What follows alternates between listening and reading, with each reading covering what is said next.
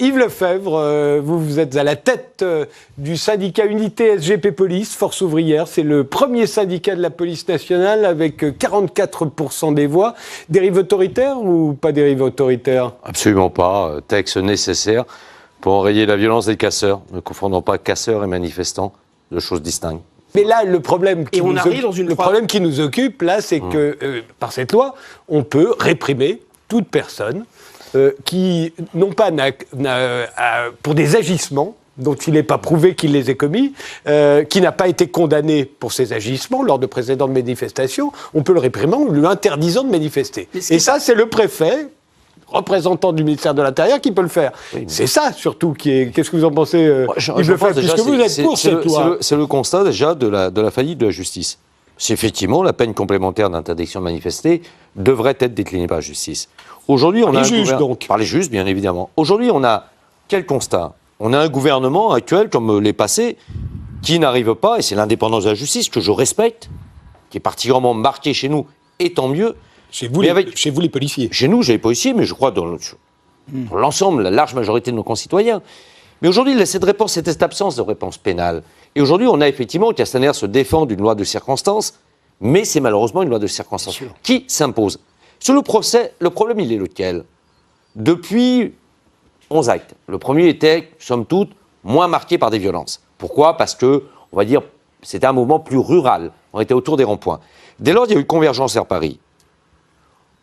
Des gens viennent, prennent le train, prennent le RER, prennent le métro et viennent ostensiblement pour casser du flic. Tout à l'heure, vous parliez de peuple.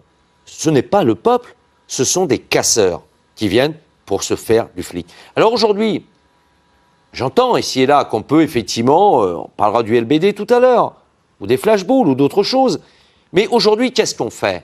On laisse impunément des gens venir, briser un symbole de la République, qui est la police ou la gendarmerie, et repartir en toute impunité. On ne peut pas continuer comme ça. Ce n'est pas possible. Pardon, mais vous appartenez au ministère de l'Intérieur. Est-ce qu'au ministère de l'Intérieur, vous pouvez nous dire si oui ou non, vous avez fiché, vous connaissez les gens qui sont les plus violents ? C'est-à-dire d'un côté les Black Blocs et de l'autre les militants d'extrême droite. J'étais opposé au départ sur la suspicion. Au départ, le premier projet de loi parlait d'une suspicion. On faisait ça au doigt mouillé.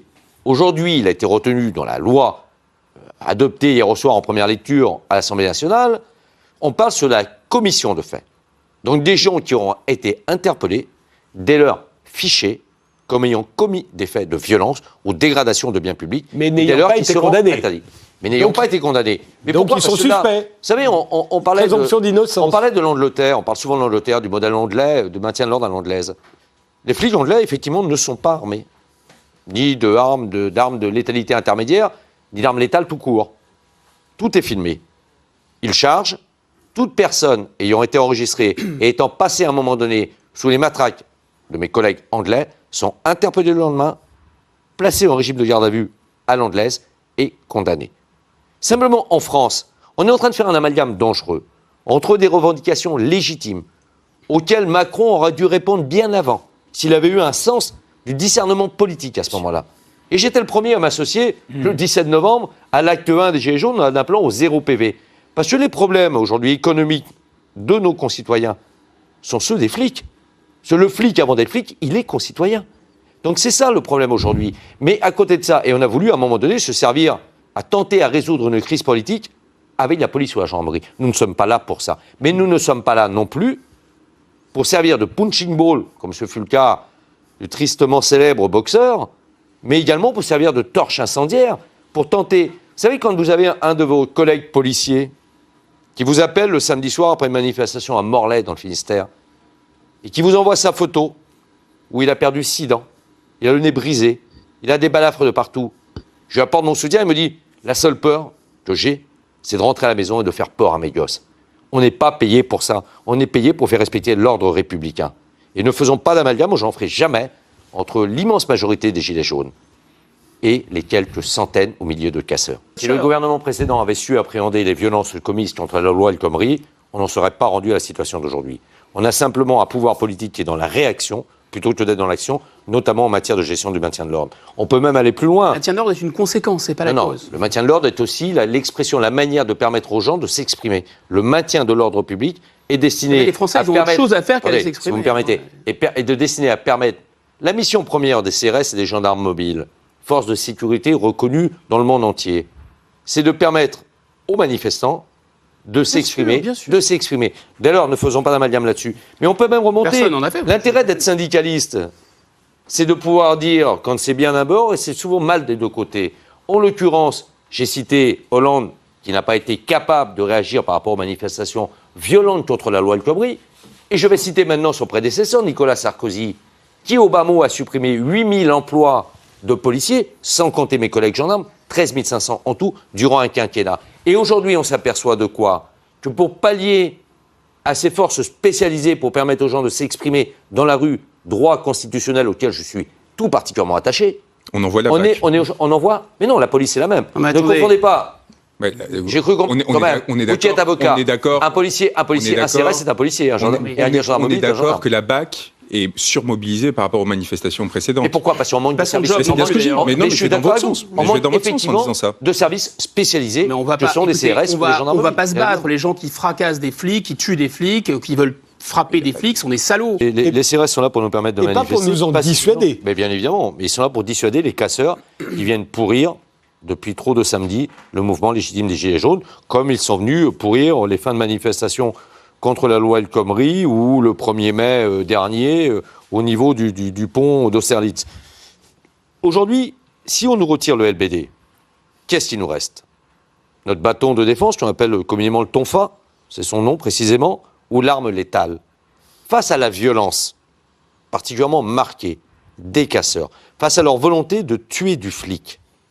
Personne n'est mort pour l'instant quand même. Personne n'est mort, on est quand même passé à deux doigts. Vous savez, quand vous prenez des bouteilles d'acide, quand vous êtes passé à tabac, à terre, au pied de l'Arc de Triomphe, quand vous avez des véhicules qui sont incendiés, quand vous avez des véhicules de renversés, on a une croissance de cette violence avec les Black Blocs, oui, effectivement, des extrémistes, des gens qui veulent en découdre. Ils viennent pour ça, c'est très clair, ils viennent. Il y en a dans toutes les manifestations. Non, pas avec la déclinaison de la violence telle qu'on existe aujourd'hui. Non, non, absolument pas. Parce que c'est devenu plus violent. On a une croissance de plus en plus violente. Il y a un champ de manœuvre qui est aussi, peut-être aussi sur une très mauvaise appréhension de la gestion du maintien de l'ordre. C'est d'ailleurs pour ça le débat sur la table au ministère de l'Intérieur. La doctrine du maintien de l'ordre. Oui, effectivement, il y a beaucoup de choses à améliorer aujourd'hui, et notamment quantifier les unités spécialisées en ce maintien. Mais demain, si on arrive sur des violences, qu'est-ce qui va nous rester? Je vous le dis, l'arme de poing. Et moi, je ne veux absolument pas, quand on arrive à cette extrémité où le policier en légitime défense devra faire usage de son arme. On ne doit pas arriver à cette extrémité. Mais il faut trouver une solution. Est-ce que le LBD sert en position légitime défense aujourd'hui? Pas du tout. Oui, bien sûr. Mais non, à quel moment? Mais dans les manifestations, vous voyez bien. Vous avez, je crois, 116 enquêtes de l'IGPN. 117. 117, précisément. Non, mais... Attendez. Si, parmi ces 117 enquêtes de l'IGPN, il est avéré qu'il y a des fautes de commises, le policier ou les policiers seront et devront être sanctionnés. Vous rentrez dans un débat adversarial. C'est pas du tout la question que je suis en train de vous poser. C'est le LBD tel qu'il est utilisé aujourd'hui ne permet pas d'écarter un danger imminent de mort pour un policier. C'est pas son rôle. Mais on l'a bien vu dans les manifestations. Toutes les vidéos de tirs de LBD n'ont pas ce rôle-là. Ils ont un taux de régulation. Mais bien évidemment, ça permet de repousser, de tenir à distance des assaillants. Il y a deux formats d'utilisation. Soit effectivement après sommation. On pourrait largement débattre aussi de la déclinaison des sommations cette déclinaison est devenue d'un ridicule extrême. Elles ne sont pas audibles des gens, soyons clairs là-dessus aussi. Et ensuite, dans ce qu'on appelle la réaction de désencerclement, de riposte, de sauvegarde du policier lui-même, de son intégrité physique. Mais le souci, on peut parler de la formation. Moi, je suis ouvert à tout. On peut parler d'une arme de létalité intermédiaire, d'un autre format que le LBD. On peut parler de la cartouche du LBD. On peut parler de tout. Moi, je l'ai dit, je me répète ici, je suis ouvert à tout, je ne suis pas appointé par le constructeur du LBD de 40. Mais simplement, aujourd'hui, on ne peut pas, face à cette croissance de violence, on ne peut pas, aujourd'hui, retirer le LBD aux policiers. Moi, j'étais très clair, je l'ai signifié à Castaner et à Laurent Nunez le vendredi dernier. Si le Conseil d'État avait décidé le retrait du LBD, moi j'invitais, n'ayant plus le droit de grève, ce que vous avez tous ici, depuis 1948, j'invitais mes collègues à faire valoir leur droit à se reposer. Comprendra qui pourra, mais moi je n'allais pas laisser des dizaines de milliers de mes collègues aller au carton ou risquer quelque part de détruire des vies, mais de détruire la leur aussi, au moyen de l'usage de l'arme à feu. Retrouvez toute notre actualité sur videopolice.com, la chaîne YouTube d'Unité SGP Police.